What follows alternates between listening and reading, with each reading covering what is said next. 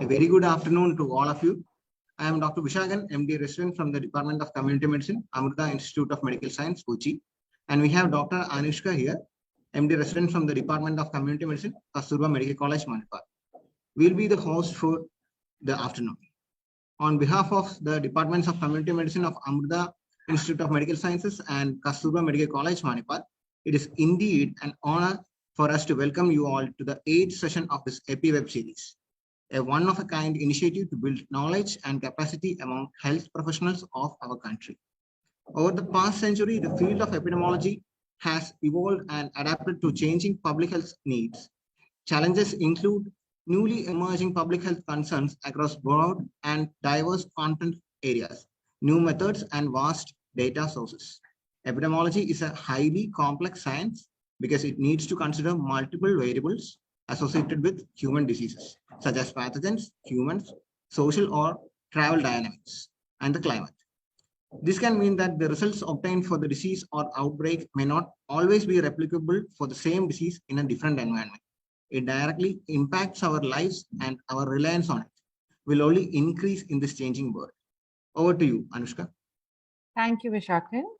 It is my pleasure to welcome Dr. Ashwati S., Professor and Head of the Department of Community Medicine, Amrita Institute of Medical Sciences, Kochi. Dr. Ashwini Kumar, Head of the Department of Community Medicine, Kasturba Medical College, Manipal. Dr. Chaitra R. Rao, Associate Professor, Department of Community Medicine, Kasturba Medical College, Manipal. And Dr. Tina Mary Joy, Associate Professor, Department of Community Medicine, Amrita Institute of Medical Sciences, Kochi, to this session. We have with us today afternoon, Dr. ZiniaT Nujum, Additional Professor in the Department of Community Medicine, Government Medical College, Kollam, who will be our speaker for the day. And the topic for the session is Development and Validation of Questionnaire. This EPI web series has been planned as a chain of sessions covering the latest and ongoing developments as well as the unexplored areas in the field of epidemiology. The topics are being covered by subject experts from all over the globe, and one session is being conducted every month. Kindly note that registration for each session has to be done separately. Over to you, Vishakan. Thank you, Anushka. A Google link will be put up in the chat box shortly. Please fill your details so that you can receive the certificate for this session. So let's go ahead. I now invite Dr. Tina Mary Joy, Associate Professor, Department of Community Medicine, Amrita Institute of Medical Sciences, Kochi, to introduce our speaker.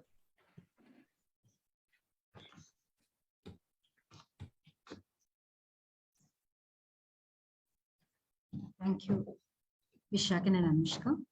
Welcome all once again to our EPI web series.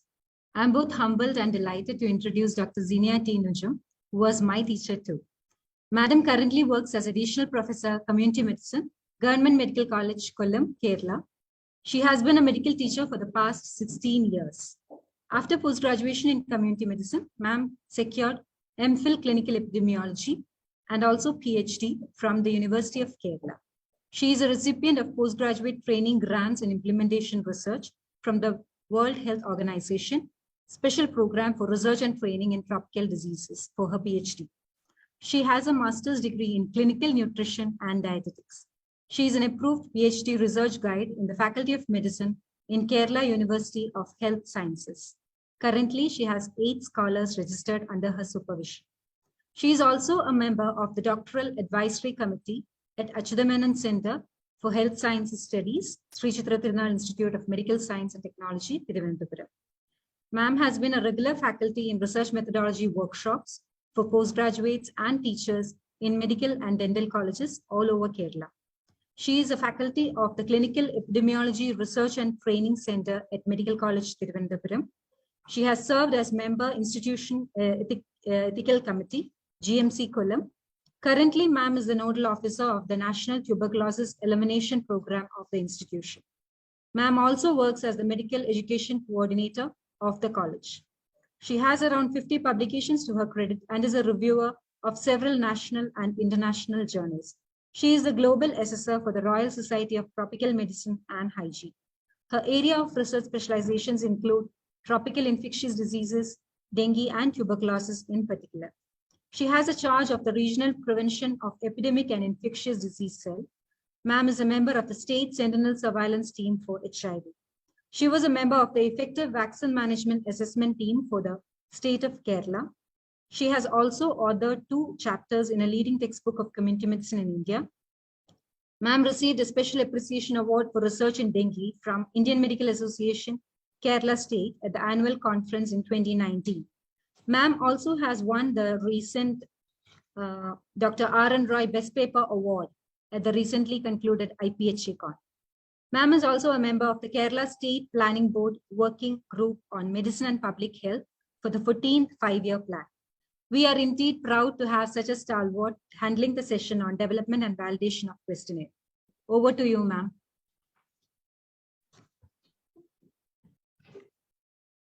Am I audible? Yes, ma'am.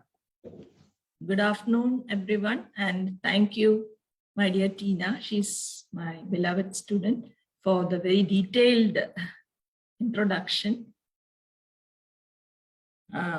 Shall I begin? Shall I share my slides? Yes.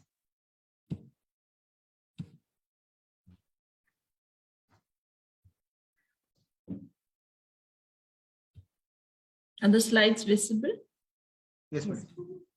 Okay. So good afternoon again, and welcome to the talk. First of all, let me thank the organizers of this series. I congratulate both the teams from both the colleges or institutions for taking on such an endeavor. First of all, thanks to Dr. Ashwati Madam, Professor and Head of the Department of Community Medicine at Amruta Institute of Medical Sciences, Kochi. Dr. Murlidhar Kulkarni, who's coordinating from KMC Manipal. They are the main coordinators of the program, to my understanding, and today's coordinators from both the institutions, Dr. Tina Mary Joy, who's Associate Professor at AIIMS Kochi, and Dr. Chaitra R. Rao, Associate Professor, KMC Manipal. Thanks to all of you, and special thanks to Dr. Navami, Dr. Vishagan, and Dr. Anushka, who are doing the coordination presently. And welcome to all the participants. Let me move on. Before I move on to the topic, let me acknowledge the following people. Dr. Rama Madam has been my teacher for MPhil and Community Medicine, and she is the person from whom I learned about this first. I thank my professor and head, Indu Madam. Dr. Divya, who's a state nodal officer NHM training, because I'll be, when I'm trying to, if there is time, I'll also try to show you a demonstration in SPSS. So the data that I'll be using will be related to the evaluation of patient satisfaction to the eSanjeevani program, the COVID clinic of the eSanjeevani program, and that was done by one of our students for the ICMR project, Mr. Gokul. So I've acknowledged him as well. And Dr. Shaiji PS, from whom I have taken most of the slides. She is currently a PhD scholar also, and she's Associate Professor of Transmission Medicine at this college. So credits to her for the slides. Most of it I've edited also. So I will go to the presentation. So the topic is development and validation of a questionnaire. I would rather prefer to use the word scale because all of us have seen a scale. What is a scale used for? A scale we use to measure the length, right? So similarly, rather than using a questionnaire, it would be better if we can use the word scale, because outcomes in general that we try to measure are qualitative and quantitative, and you also have outcomes which are, some of which are objective and some of them are subjective. So generally there is a notion that this questionnaire is dealing with like very objective outcomes, and when we are dealing with subjective outcomes, we would rather prefer to use the word scale. So development of and validation of a questionnaire or a scale. A questionnaire, as you all know, is a research tool that is featuring a series of questions So in a scale, we would rather call it as items than questions, that is used to collect information from the responders. And the primary purpose of it is for measurement, and items are grouped as factors or dimensions, or it's also called as subscales. So we have the scale, and you have multiple items in the scale, and the items are grouped together to form dimensions or factors or subscales. So when do we need a scale? When we have an outcome which is subjective. For examples of this outcome would be quality of life, patient satisfaction, stress. I'm sorry for that pain had to come down. Pain is another subjective outcome. So these are all things that you know. But very important is that before you embark on the project, you have to know whether there is a relevance to development and validation of a new tool or a new scale or a questionnaire, because we are going to invest a lot of resources, time, money, person, all those we have to invest in doing, and it's not very easy to do it. So you actually need to look into whether you need a new tool. So is question, and also whether the questionnaire or the scale would be the best tool for addressing your objective. Then if that is the case, you have to see whether there is already one available, because there's no need for reinventing the wheel. For example, if you want to look at job satisfaction, there are innumerable scales that are available for job satisfaction. There's no purpose in reinventing another one. Quality of life, you have a very good tool by the WHO. So there's no point in developing another one. Okay, so that is very important before you embark on doing a development and validation exercise. I hope I'm audible. Shall I continue? Yes, ma'am, you're audible. Yes. Okay, so what is the process of development of a new instrument? If you are planning to develop a new instrument, the first thing is you need to define your concept. So what is, as we said, we are trying to develop a scale for something which is subjective and which is a construct which is not very easily measurable. So we need to know what is the definition of the particular concept that we are trying to measure. For example, we are trying to measure the satisfaction of COVID patients attending the COVID clinic of eSanjeevani. We should know what would constitute the what would be the elements of satisfaction. So that is not similar to the patient satisfaction that is obtained during the usual care, because you have to be very familiar with the usability of the app and all those things. In order to get a very good experience. So we need to define the concept, and that it will be available in literature. That would be the theoretical definition of it. We need to do a thorough literature search, but after that we need to operationalize the concept, because as such we may not be able to apply that to our setting, or you may have to operationalize that. So you will, when you conceive that, you will use your own methods to operationalize the definition, and that operationalization will be complete only when you actually develop the tool, after which we'll go for measurement of reliability and validity. So for the development of the tool, these are the things, or these are the steps that we usually follow. As I said, the first is the preliminary considerations, during which you would actually look a lot into the theory, review the literature, what all tools are available, existing in literature, and then you will also look into what is the theoretical definition. Do you agree with that definition, or you want to change it, or what all elements you would include, all those things. Will you be able to measure?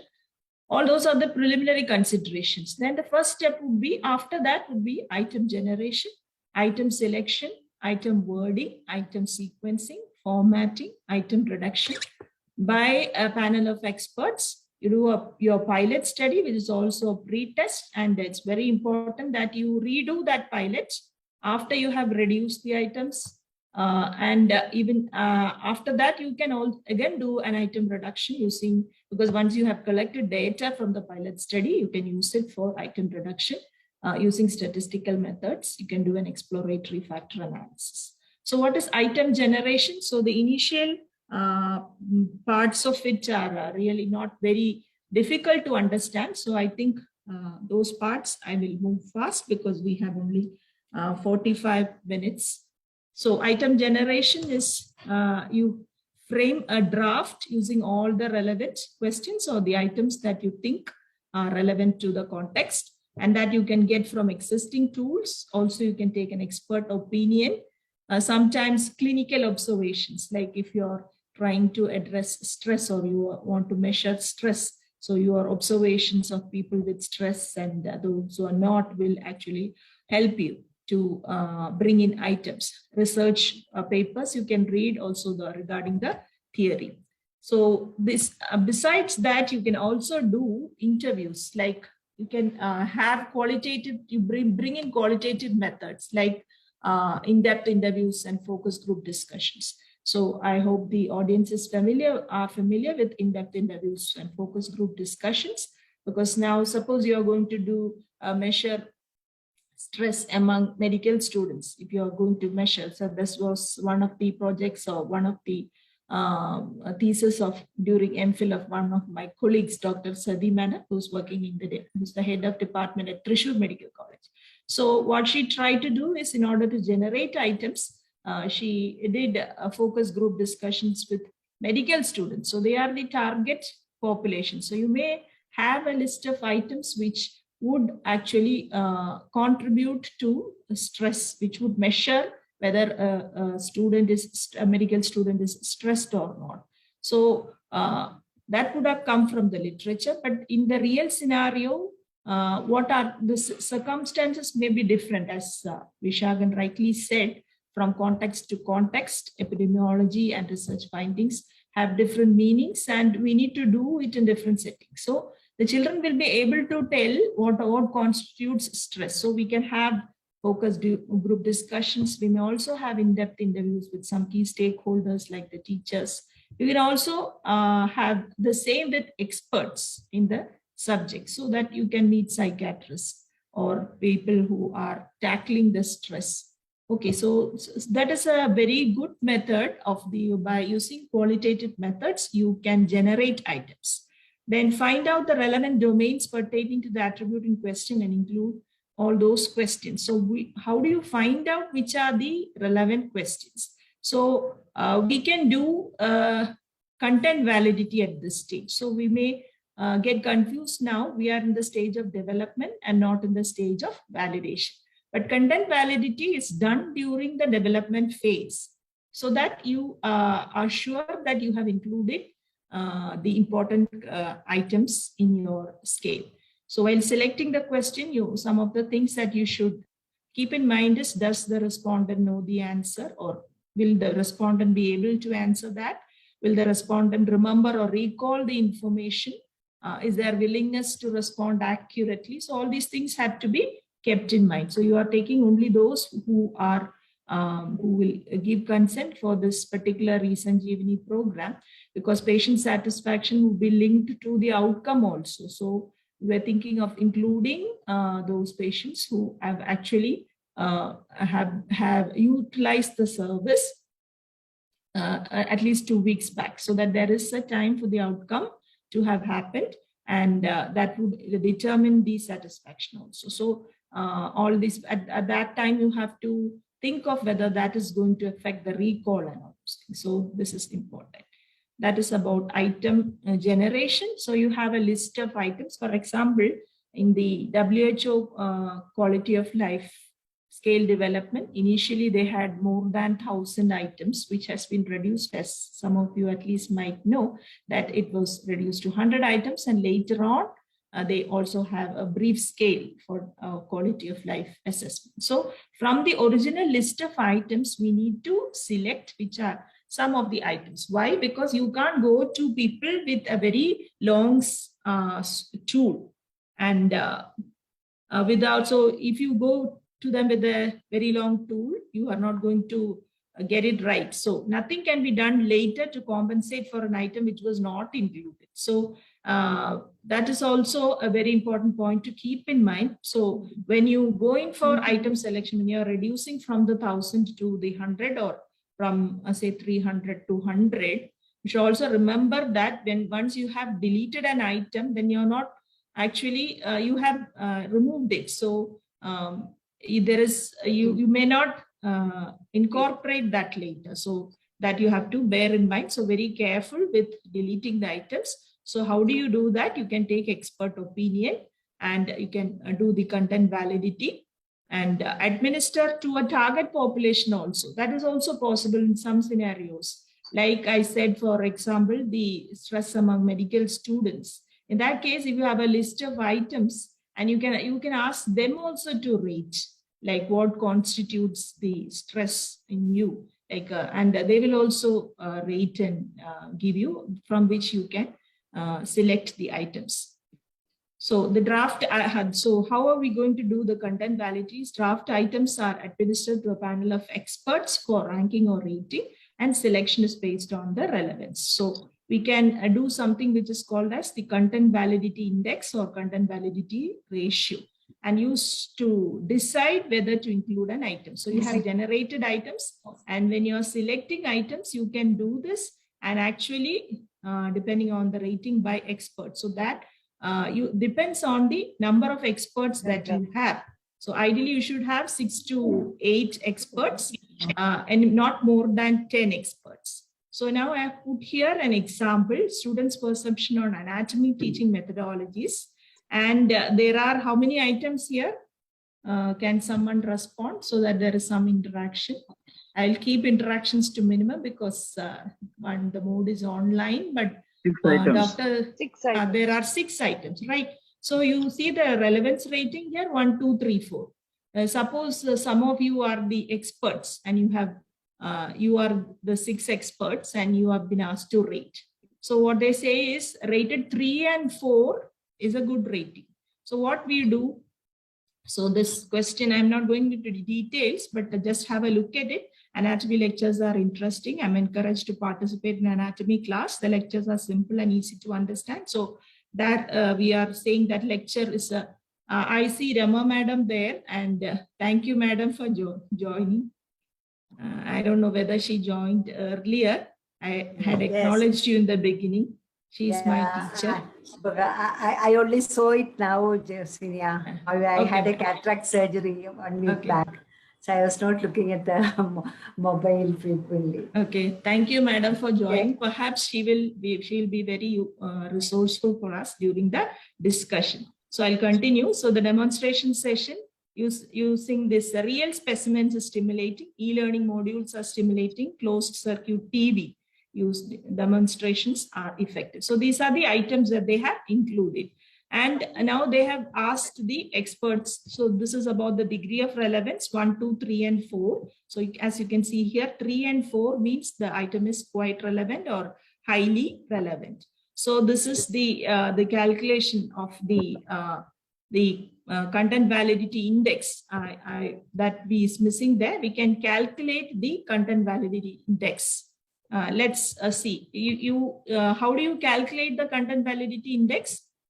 So you have 6 questions here. Suppose we have 10 experts. And out of the 10 experts for the first item, 6 of them rated as 3 and 4.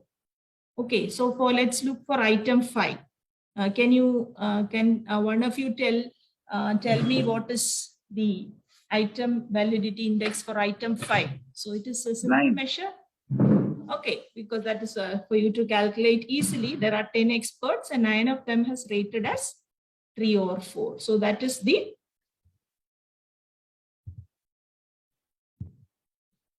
what whoever said that. I don't know who said that. Thank you for that. And that is the item content validity index. So now how do you choose the items? So select the items based on this. So now this is a table which gives us the recommendations on selection. And how many experts we had here? We had So this is depending on the number of experts that we have, the acceptable content validity index will vary. Okay, so now how many we had here?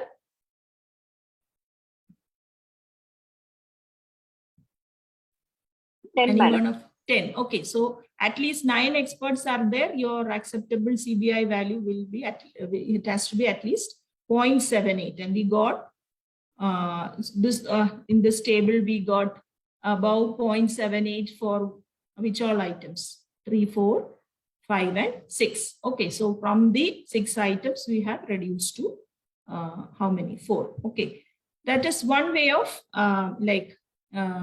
doing item selection.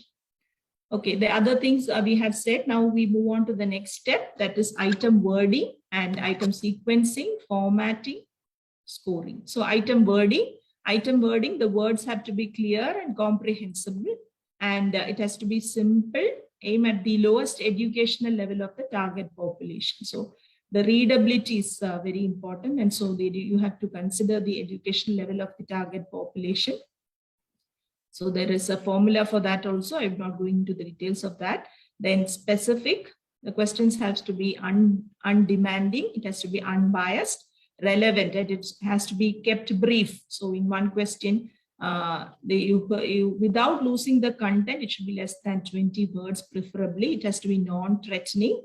The researcher and respondent should assign the same meaning to the question, and poor phrasing can cause respondents to refuse to answer. So it can result in item non-response, and answer incorrectly either on purpose due to misunderstanding can also occur if you have not, it can result in measurement error. So there is also something which is called as acquiescence bias. That is the tendency of the respondents to agree with statements. So if you have a set of items, they go on telling yes, strongly agree, strongly agree, strongly agree to all the items in the questionnaire. So that is a form of bias, that is acquiescence bias. So in order to avoid that, what is said is that you can have a mixture of items endorsed in opposite directions. So you can word it differently. So one question in the patient satisfaction to the eSanjeevani COVID services was, I am satisfied with the skillfulness of the doctor. So that is some positively worded, but you can also have, I am not able to converse with the doctor effectively or something like that. So that will be a negatively worded, and the response will be in the same manner, so that you can make out and avoid this acquiescence bias. What types of questions should be avoided? Like we should avoid double barrel question. For example, how often and how long do you do physical activity in a week? So there are two answers expected from this question. That is, how often? Maybe I do it 3 times a week, and how long? So sometimes some people who have been doing it 3 times a week, maybe they just do it 10 minutes each. But someone who's doing just one time a week may be spending quite a long time. But there are 2 questions being asked in the same question, so you might get answer to only one of them. It should not be ambiguous. That is it possible that you have stress? So possible is a word that is which is ambiguous. So it is possible for us to have stress. So we try to avoid such words. It should not be vague also, like, are you surrounded by fat people? Now this fat is something that is not very clear, or it is vague.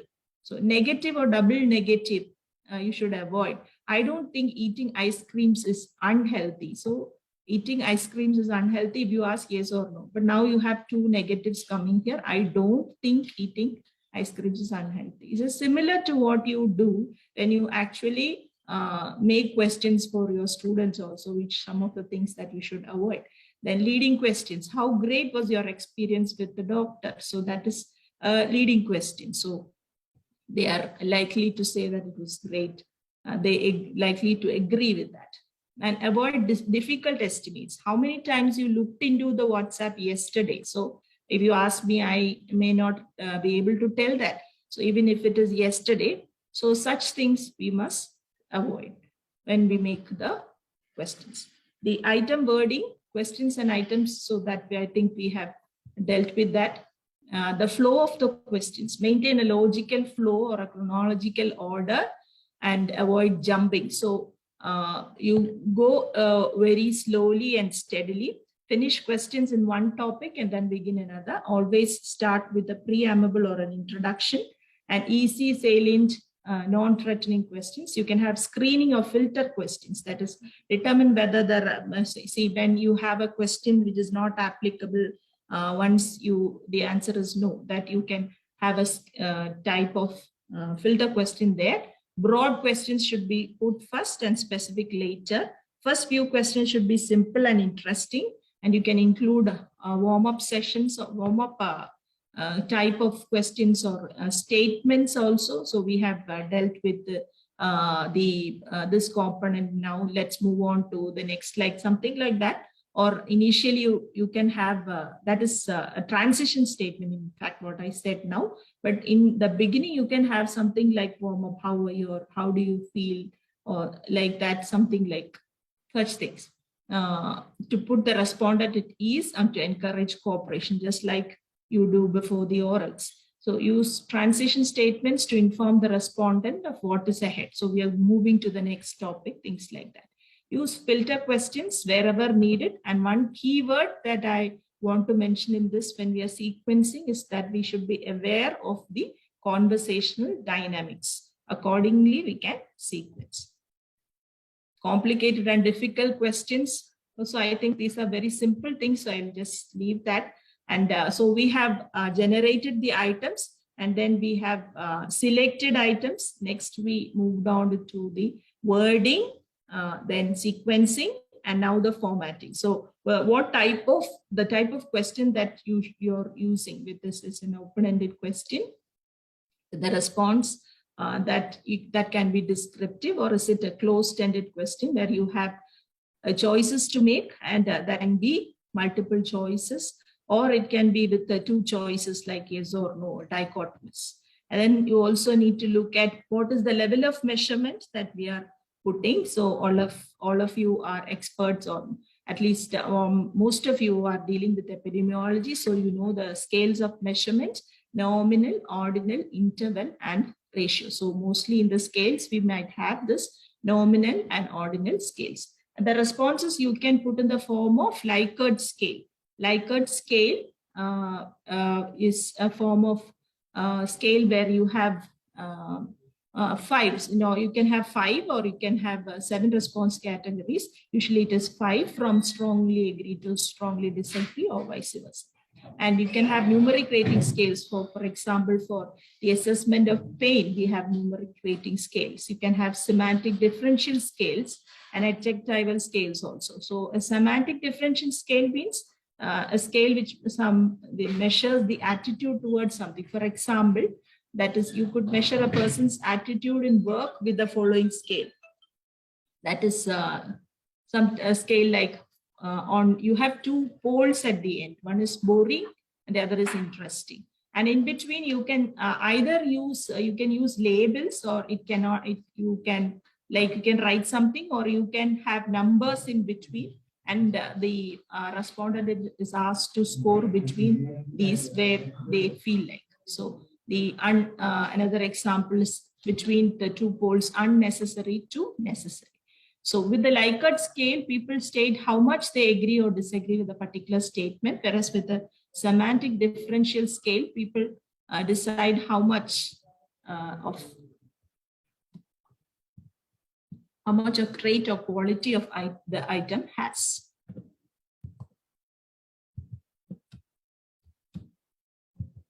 Okay, this is an example of an adjectival scale. So you're using adjectives here, like the adjectives of probability, for example. You're using from inevitable to impossible. So you're using adjectives. So this is an example of adjectival scale.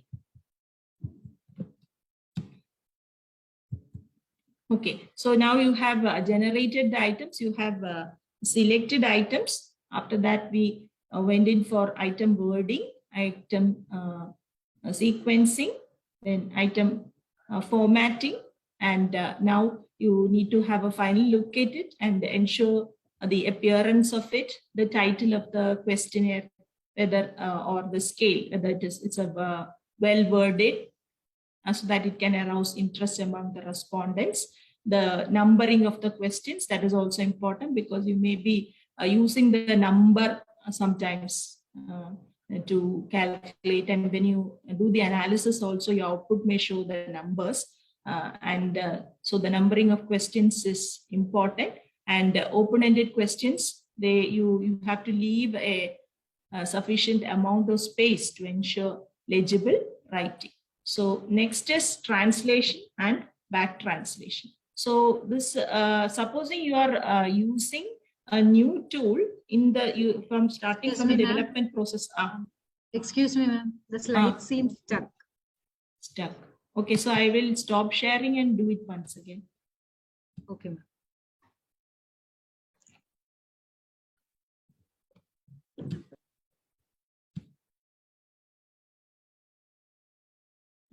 Has it come?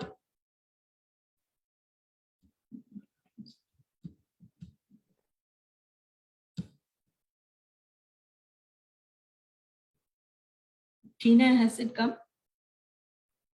Yes, ma'am, it's now working. So is the slide on translation and back translation? Previous slide was not seen. Previous slide was not seen.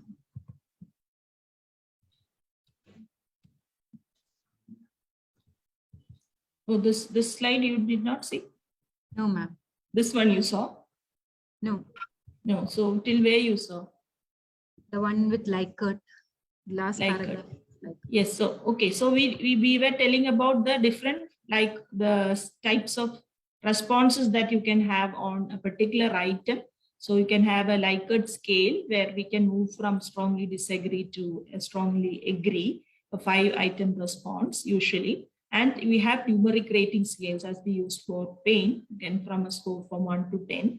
You can have semantic differential scales and adjectival scales. And we said about the semantic differential scales, measuring the attitude towards something, you write at the two ends to the two poles, like from boring to interesting, you write, and in between you can have either labels or you can put numbers in between so that the respondent is able to pick up the right choice. And we said about that, and about the adjectival scales. For this is an example, like for the adjectives of probability, from inevitable to certain to probable, possible, unlikely, and impossible. Then now you have finished with the item generation, item selection, item wording, formatting, sequencing, formatting. Now we're looking at it finally. So this slide, should I repeat now? This is not very difficult. So you finally have a look at it, the title of the question and the number, coding of the number of the question also has to be correct, because later on in the analysis also output you may get the number. And open-ended questions, you have to leave sufficient space so that the respondents can write legibly. Okay, this is the slide on translation. The next is you do translation and back translation. So translation for a, even if you have a question, so for example, for measuring the patient satisfaction, you have a PSQ, patient satisfaction questionnaire with 18 items. So that is available. So if you are translating it to Malayalam, then even the translated version, you have to validate. That is what is said. So for the translation exercise, an existing tool to be used in another language, it should be translated and cross-culturally adapted with the help of linguistic and subject experts. You have to seek permission from the from whoever has created the scale, and copyrights should not be violated. So you have the translation of the tool by a team of bilingual experts. So minimum 2 of them will be there. So they will do the translation independently. They can be an observer. And the translation should not be done mechanically on a word-to-word basis, but they should understand what is the meaning and the cultural context, and then do the translation and derive the best equivalent version by consensus, so that we have an agreed upon version, because there are 2 or more people doing the translation. We get the agreed version. Once you have the agreed version, then you do the back translation. Back translation is again done by people who are experts, and we are doing the back translation to see that the meaning of the original question is, or the items in the question is not lost. And that will be done by a separate team from the team that has done the translation. And needs new studies to ensure its reliability and validity. That's about a translated version of an original questionnaire. So also we have to do a peer review to find out whether there are any obvious problems, and that you can give to your colleagues or experts. Now we come to the step of item reduction. So we actually had done a step of reduction from the original item generated during the item selection process. But again, you can do that now with an expert panel again, and depending upon the ranking, you can think of reducing if required. So before the pre-test, it is advisable that we may not remove the many items, because as I said earlier, once you remove the item, then it is gone. So that is, always be careful before you remove the item. And now after you have your questions, now you have ready, your items on the scale is ready, you can go for pre-test, or we call it as a pilot test. That is a trial run, and it is a must. And why are we doing it? Is to check for acceptability, understandability, readability, and frequency of endorsement. What is this frequency of endorsement? To a question which is answered yes by all the respondents, that question has no meaning. Similarly, and it's a question which is not answered, like is answered similarly by all, so you have, it is not meaningful. So that will help you to retain or what you want to eliminate a test. So should simulate the pretest should simulate as closely as possible the actual research conditions that all of us know. The pretest, how many you have to pretest. So what is said is you have to do it in 10% of the original study, the sample size. So the sample size for pretest need not be very large initially. You can do it in a small number like 20 or 50. I have another slide on telling about the sample size. And a pretest should be conducted in the same mode as the actual survey. And after that, you have discussions and all. And once you have done that, the items which are doubtful, which are not understandable or comprehensible or not acceptable, you can remove it. So there, after that, after you have done your pilot, you have actually a data set with you. So you can actually do a statistics and find and do an exploratory. We'll talk about factor analysis later. So it is possible to do at this stage also using factor analysis. So one of the very important things that Madam used to tell us, and we also believe, is that pilot is very important, and you have to, even after you have reduced the items initially and you have removed some of the items which are not understandable, you can do the pilot again.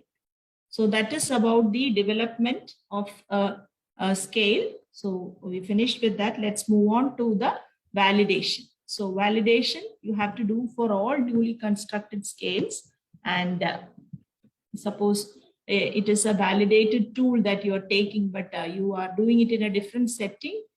As we said earlier, we have to do a cross-cultural adaptation for that. If you are translating an already existing research tool also, you have to do a validation. So how do you do the validation? You have your tool now with you. You administer this to a sample which is different from the sample in which you develop the questionnaire. So you have developed the scale on a sample and you have pre-tested it in a sample, but don't do the validation in the same sample. It has to be done on a different sample. So you have to administer that. So like any other study, the sample size, the sampling technique that you're adopting, whether you have a sampling frame to choose on your sampling, all this is important. And regarding the sample size, there is a substantial debate on what should be the ideal sample size. So for the pre-test step, as we said, small samples may be appropriate. And according to Shrestha et al., it is 65. And another person, Anderson and Gerbig, says that you can take 2 samples of 20. That means do it twice, 20 each. So what we said earlier, around 20 to 50, that would be a meaningful sample size. Then exploratory, for the exploratory and confirmatory factor analysis. Now we are going to talk about it. This is particularly susceptible to sample size effects. And if you use large samples, it will help you to get stable estimates, and your factor loadings and all will be accurate. So how good would be a large sample? So the recommendation for the validation exercise, or for you're doing your factor analysis, is that the item to response ratios, that means it should be 1:4 or 1:10. That means for one item, you should have minimum 4, or what is best accepted is that for each item, just like we say for the rule of thumb for logistic regression, for one item, you should have at least 10 respondents. So suppose you have 30 items in your scale, we must have at least 300 participants. So that is also research, however, later. So 1:10 rule, that is what we usually follow. And research has found that in most cases, lesser number of observations also will be sufficient. So that is a reference later on. But we usually follow this 10 rule, 1:10 rule. So also, like any other study, the confidentiality ethics and all are important. So validity. So we come to validity, the assessment of the psychometric properties, that is establishing the reliability and validity. So reliability, you have to look at whether the scale is reliable, whether that the other words that are used are repeatability.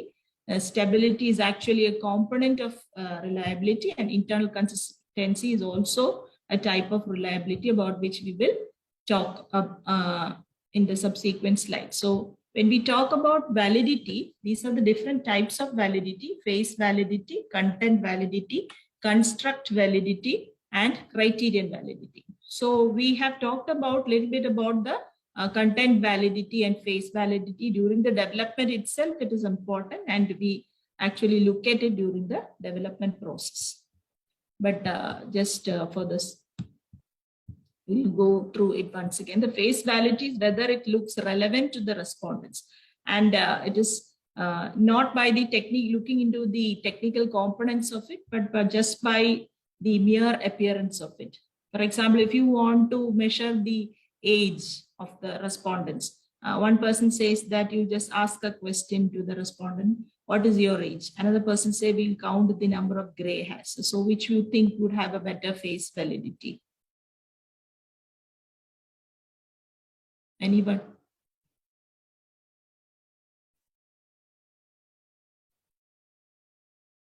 You just have to ask them their age. You know, see, you're counting the number of gray hairs may not be an appropriate way, that you know by the face of it. So that is something, when you just look at the scale itself, you'll be able to say whether it has got phase validity and phase validity. So how do you assess the phase validity? So content validity and phase validity are to be ensured in the initial stages of tool development itself, but it can be redone also.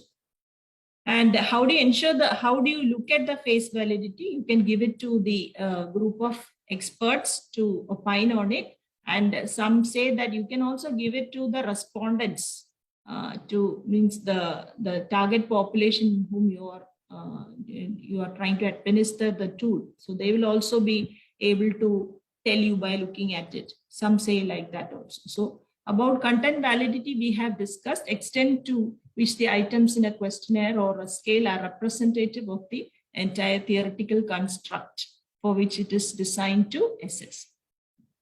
So it ensures that all aspects of the construct are represented by the number of items, and the items that are unrelated to the construct will not be included. So we looked at how to find the content validity index. So closely follow the item generations steps. I just wanted to tell you there are different types of content validity indices. So the content validity, the first one is the item level content validity index. That is what we already saw.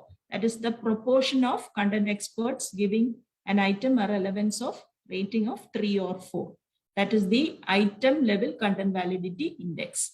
The second is the scale level content validity index. And that is, again, there are two types of the average of the item content validity index scores for all the items on the scale.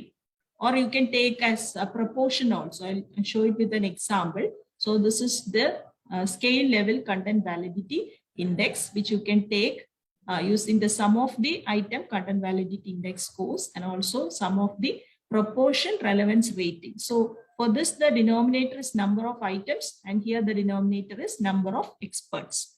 And you also have a scale level content validity index that is based on universal agreement method. That is the proportion of items on the scale that achieve a relevance of 3 or 4 by all the experts. So universal agreement score is given as 1 when the item achieved 100% experts in agreement. Otherwise, the universal agreement score is given as 0.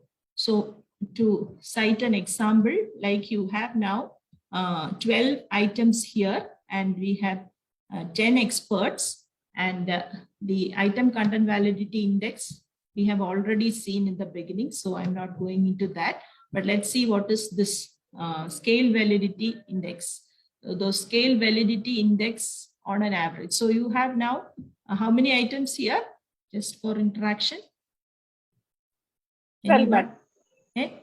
12 items, and we have 10 experts here, right? So so we said the scale, we talked about item validity index, which we already discussed. That is item, or how many experts out of the 10, how many have given a relevance of 3 or 4. Here, since all of them have actually given, see what is written here is if the expert 1 has given a rating of 3 or 4, it is given as he or she has rated as relevant and given as 1. So if the expert has rated it as less than 3 or 4, it is given as 0. Okay. So now for the first item, all the experts have given a score. This have marked it as relevant. So there is a universal agreement on that you understood. And how do you calculate the item validity index? Earlier we had seen, no. For one item we calculated, no. For each item we calculated. How many experts rated as relevant here? For the first item? 10. 10 experts. How many you have? Overall, you have 10 experts. So for each of the item, you have calculated the item content validity index, and you are taking the average of that. Okay. So that is the scale content validity index on an average. This is another way of calculating the scale validity index. That is, now here you have looked at the proportion that have rated it as relevant. So how many you have? 12 items. Of the 12 items, this expert has rated how many as relevant? We look at this expert, what proportion of the items have been said as relevant by 11 out of 12.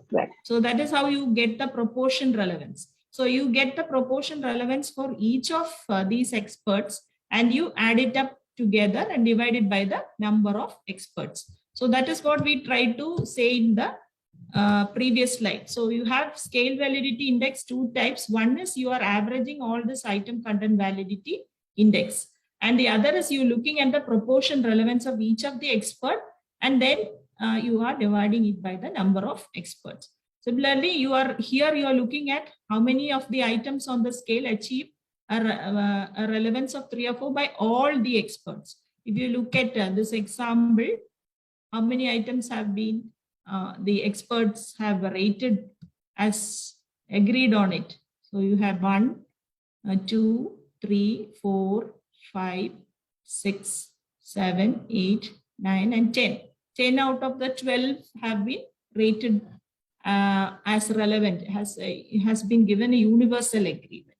So that is what is this, that is what is the scale level content validity index based on the universal agreement method. So sum of all those who have the universal agreement scores divided by the number of items. So we had 10 out of 12. So I hope that is understood. So this is some of the measures for content validity. So we just talked about face validity and content validity once more, but let's move on to more important things like how do you look at the during validation. These are the two things that is most important, that is looking at reliability and the construct validity. So reliability, how do you measure reliability? Reliability we measure in 2 ways. One is you have to look at the stability. So how far this items or the scale is measuring the same thing when you are administering it at different times, or how far it is measuring the same thing when it is being administered by 2 different observers or raters. So this is called the test-retest reliability that ensures the stability of the tool over time if the patient's conditions remains the same. So between the 2 measurements, then the score should be similar. So this is one thing that is very important. For example, if you look at, if you developed a scale to measure COVID stigma during the initial stages, and then maybe in 2 weeks time, it's not going to be different. But if it was administered later on, the stigma scenario would be different. So I just told that in between. What is the important thing is that the underlying circumstances should be the same. So how do you measure the retest reliability? So if you have a list of items which are measured on a continuous scale, and you have a score like you have in numericals, then you look at the correlation. But if you are dealing with a yes or no type, or if you are dealing with a categorical variable, then we look at the intra-class coefficient or the Cohen's kappa, and values of more than 0.75 are considered enough, but more than 90% considered to be very good. So usually the test-retest interval, you are administering the test at one point and again you are administering it another time. So that the gap between these 2 administrations would be at least 2 weeks. So roughly 10 to 14 days, or 4 weeks also is stepwise. And then you have the inter-rater reliability. This is also a measure of stability, and it's only if it is the interviewer administered tool, you apply this, and different raters are assessing the same individual, and they should obtain the similar score. So how do you assess it statistically? Is if you are dealing with a continuous variable, you look at correlation, and if you are dealing with categorical variable, you can look at Cohen's kappa or intra-class correlation. So similarly, as we said for the test-retest reliability, this inter-rater reliability also, the values above 0.75 considered as good agreement. Okay, so next type of reliability. So first type of reliability that we said is about the stability. Next type of reliability is homogeneity. That is within the items in the scale, how much they are relating with each other, how good they are correlating with each other. So that is the consistency of the tool. It's also called as the homogeneity. The other one was called as stability. That is, you're looking at different time points and you're asking 2 people to look at it, and they're looking at whether you're getting similar results. Now, how do you assess the internal consistency or homogeneity? Supposing you, as we saw in the tool earlier, there were 12 items. So between each of these items, the scores, how are they correlating? So that is the inter-item correlation. Okay, then we can also look at the item total correlation. So on the first item, a particular person has a score, and what is the total of the person? So collected together, what is the of all the respondents, what is the agreement, or what is the correlation between the item and the total score? Okay, so there is item correlation, item total correlation. So item total correlations, they say that you should have score between 0.2, it should be higher than 0.2, and between 0.2 and 0.8 is acceptable. And the most important measure of internal consistency is Cronbach's alpha, that is most frequently used, and it should be more than 0.7.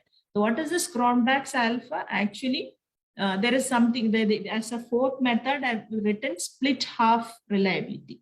The split half reliability means you have 12 items on the scale, you divide it into 6 items in different ways. Okay, so you can look at half, whether the half of it is correlating with the other half. That is the split half reliability. So if you take this Cronbach's alpha is said to be mathematically equivalent to all the average of all the split half reliabilities. But the split half reliability is not usually assessed. What is most frequently assessed is the Cronbach's alpha.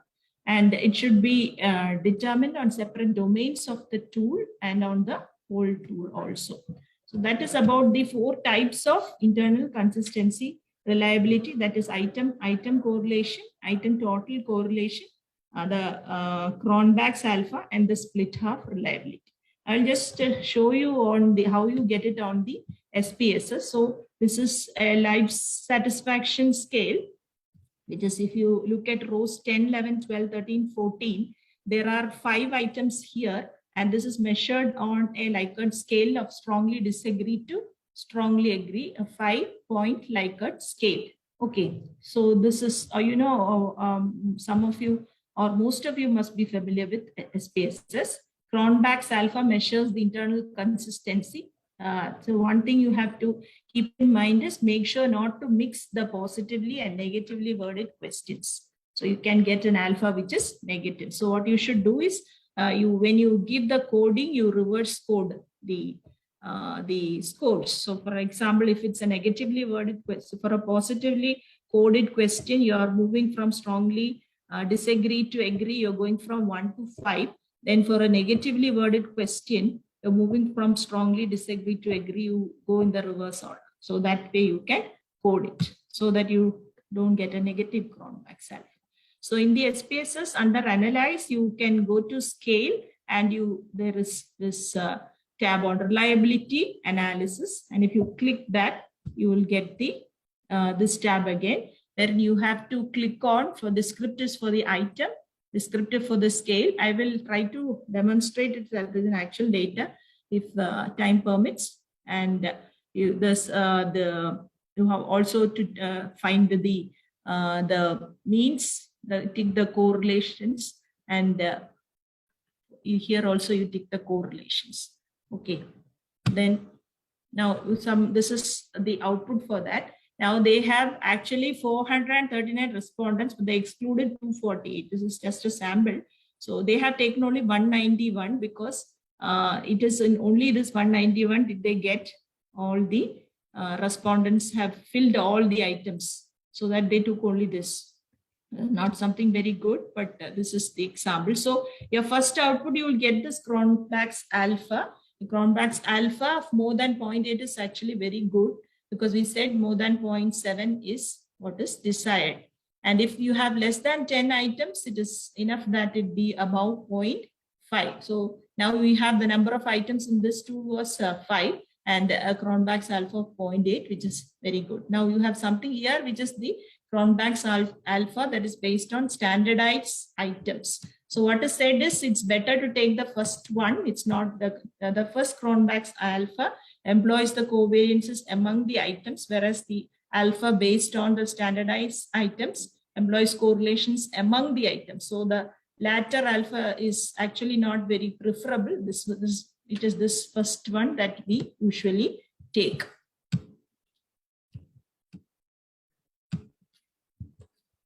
So this is just the summary of the mean of the items, each of the items. See, we had a score from, you know that we have this score from 1 to 5. The mean of these items is 5 items is 3, and only one item we have a mean of 2 and standard deviation.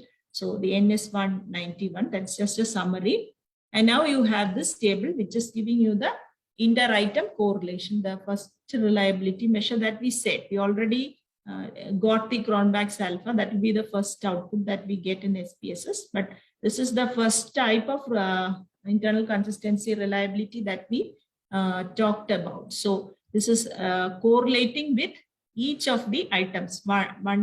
Between 1 and 1, it will be definitely be 1. So in this matrix, the diagonal will be 1. So if you look, you can either look above this or you can look below this to look at the inter-item correlation. So between item 2 and item 1, the correlation is 0.7. Between 3 and 2, it is 0.6. So you're getting all above 5. See, 0.6, 0.5. This is the inter-item correlation. Now, this is a summary of this mean inter-item correlation. That means in the earlier table, we got between items. This is summary of inter-item correlation. So if the alpha is low, some say that because of few items, you can report this value also. That is the mean of the inter-item correlation. Otherwise, we usually talk about the alpha and inter-item correlation. Then this is the item total. We said this as a second measure of internal consistency. So if you look at the third column here, you are getting the item total correlation. So the correlation of each item with the all other items combined. So that has to be more than 0.4. And you are seeing here that you have all the values more than 0.4.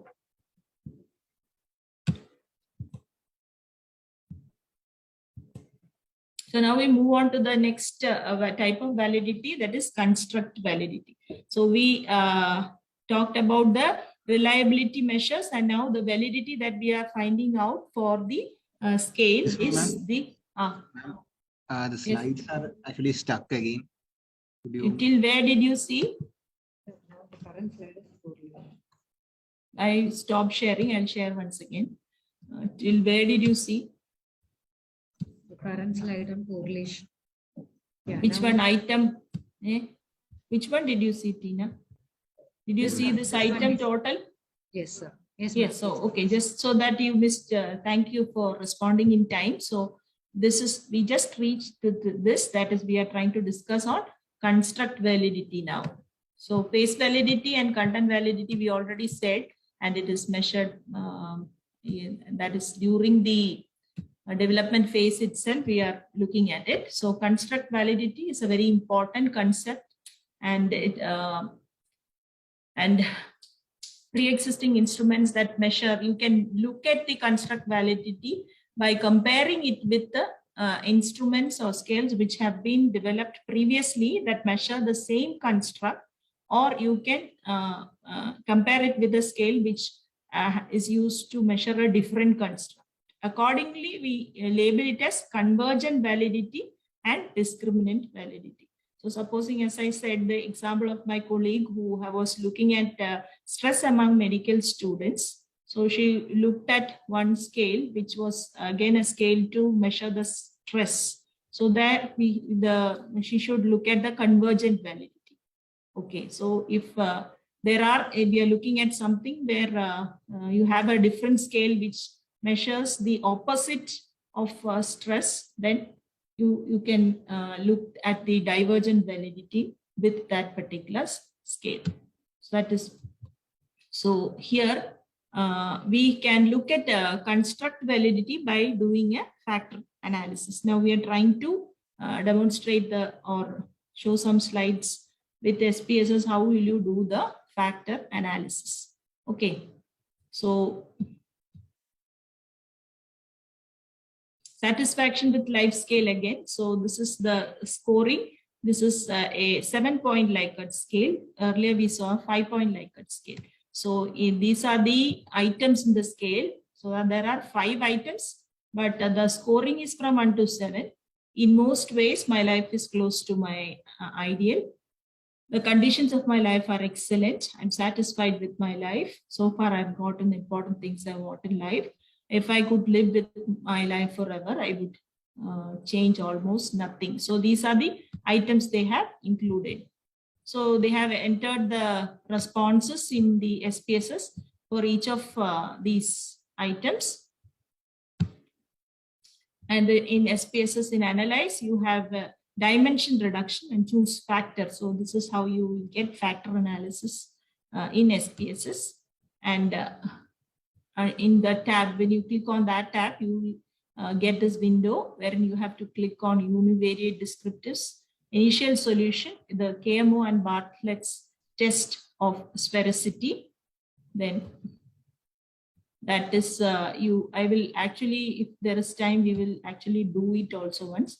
So you under the methods, by default, that the method that we use for factor analysis is principal component analysis, or PCA. That is the method that we use for finding the construct validity. So in that, actually, by default, there is a cutoff for the eigenvalues, and the eigenvalues greater than 1 is considered as taken as acceptable.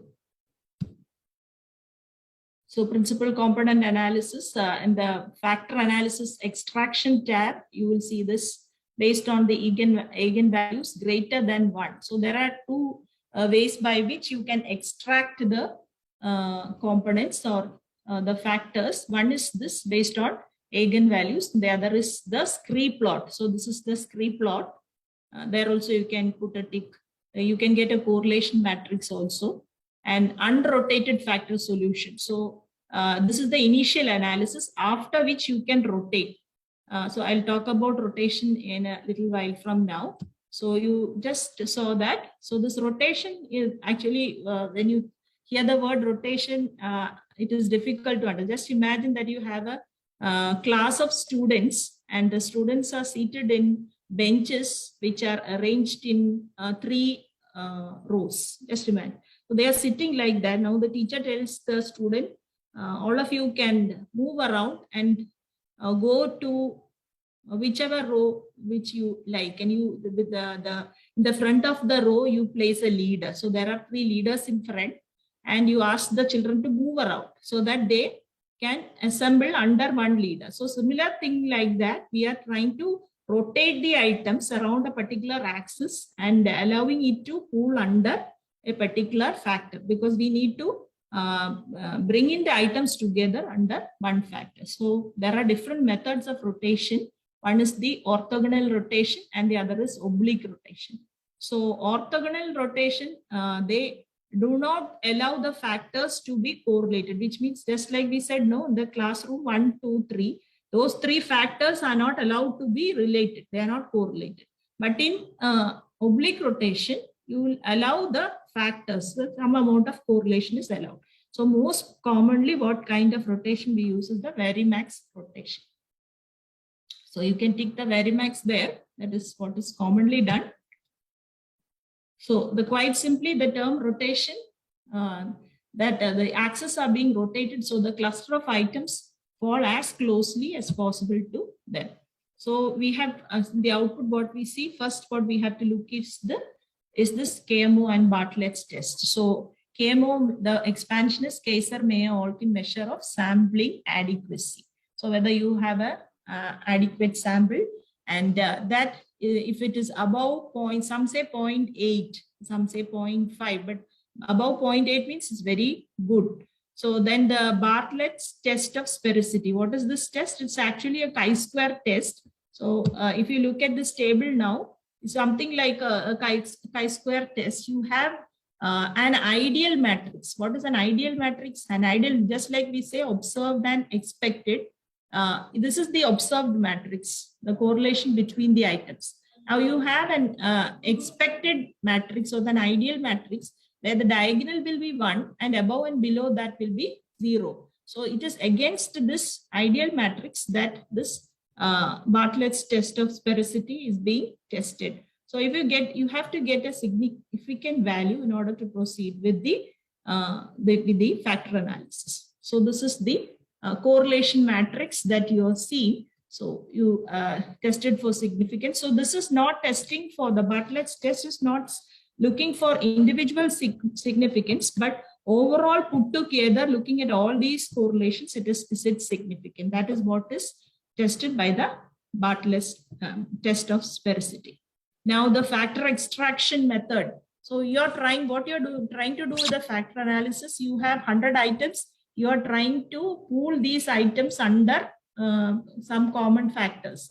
So maybe 10 factors or 5 factors or whichever that comes according to the data. So here we had, how many items did we have?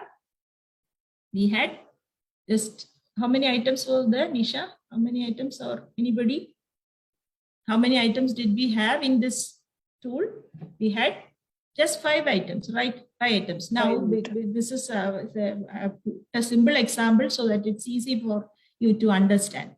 Okay, so total, this is like each of this, now this is extracted the factor. So it has extracted the factor into this side. If you look at the right-hand corner, you will see that just it's just one factor that has been extracted, which means all the 5 items will go under this factor.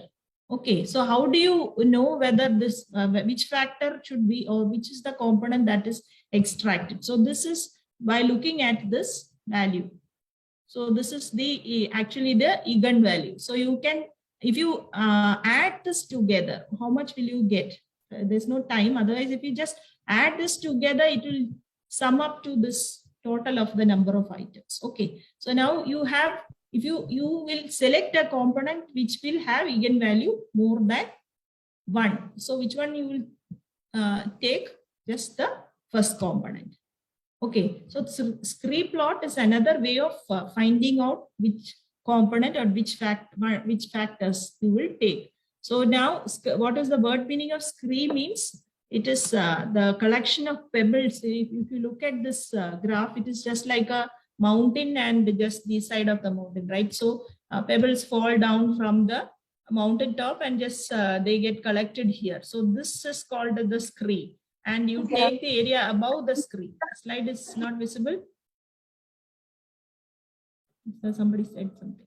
Okay, yes, so it is. Okay, so above the scree, you have just one component there, right?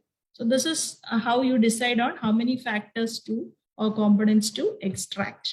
So again, this is the component matrix. Now it has extracted the 5 items into one component, only one factor or some one domain or one dimension. It is just telling how much of variance is explained by this.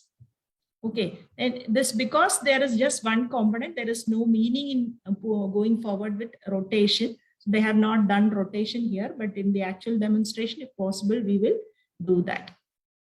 Okay, so we saw the component matrix. We saw the component matrix there earlier. Now this is the commonalities table, and what you get out of this, if you look at the how much of correlation is there, like with this item S3 is 0.8 under this component. Now if you take the square of this, how much will it come up to? Or you take this one, second one, which is easier to compute. Okay, you got correlation here 0.8. Now this square of this, like something like correlation and R square, there's something like that what you get here. So here you have 0.8 as the correlation. Square of that will be how much? 64, right? So that is what you get here. This is similar to the R square. So it is telling you what amount of the variance in this particular item can be explained by the total variance. That is what is, and what above 60 is actually very good. And then you can name the factor also. Now you have developed a set of items and you have found the reliability. You have developed the items looking at the face validity, content validity, etc. And you have a list of items which you have looked at the reliability. And now you are looking at the construct validity, and doing a factor analysis will help you to find the construct validity. And what you do in factor analysis, you are trying to load the different items into different factors. So you get the factor loading matrix actually, which actually here we have identified only one component. I will show the factor loading matrix in the example if we have time. And then now you have to name the component or name the factor or the dimension. So in this particular this S5, that item was less than 0.3 or so, and it was not contributing meaningfully to the component. So whatever item has been contributing meaningfully to the particular component, we will take under that particular factor. And the naming will also come accordingly. Okay, so for example, as the item for here,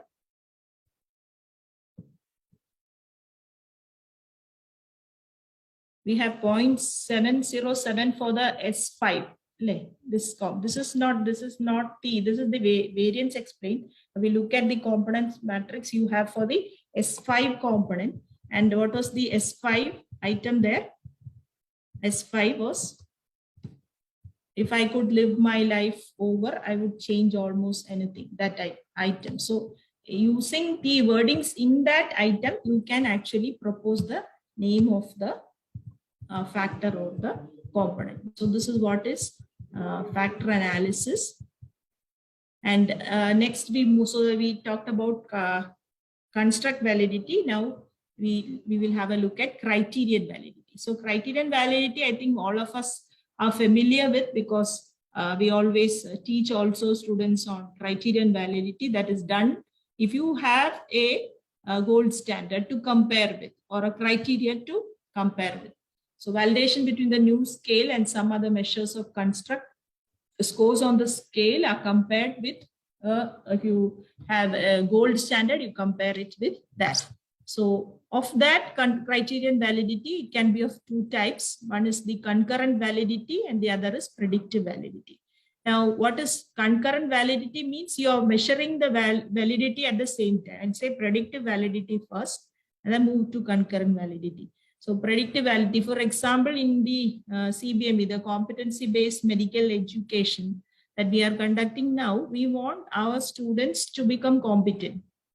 But we are not actually able to assess their competency. And competency means how they perform when they are in their real work situation. But we are not able to do that. So what we have a scale to measure how they perform during their house agency period, and we score them.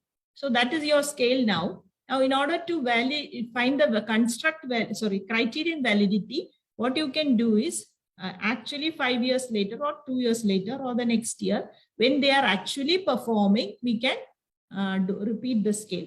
So that is at different time points. So this is you have to do a follow-up assessment. So this is predictive validity. Whereas concurrent validity means you are looking at it at the same time. So you can look at sensitivity or specificity. It's a categorical variable, or you can look at agreement. So this is just to summarize that, and also some of the errors which can happen. Just like any other study, you can have a sampling error that depending on which can be actually estimated, and because you don't cover the sample frame properly, you can have a frame error. You can have the different other types of biases also, which cannot be actually estimated. Sampling error you can estimate, the selection error, the measurement error. So any study we have only 3 types of biases that can happen during the time of selection, during the type of measurement. Non-response is also a kind of the selection bias and the response bias, that is again a measurement bias. I'm not going to the details of it, just that word acquiescence bias has come again. Then there is something is social responsibility bias. Social responsibility means if there is a protocol according to which somebody has to behave, like if there is a protocol for COVID management, if somebody is going to assess, then the person will actually respond in such a way that it is according to the protocol. So that is something which is socially desired. So that kind of bias, that is social responsibility bias.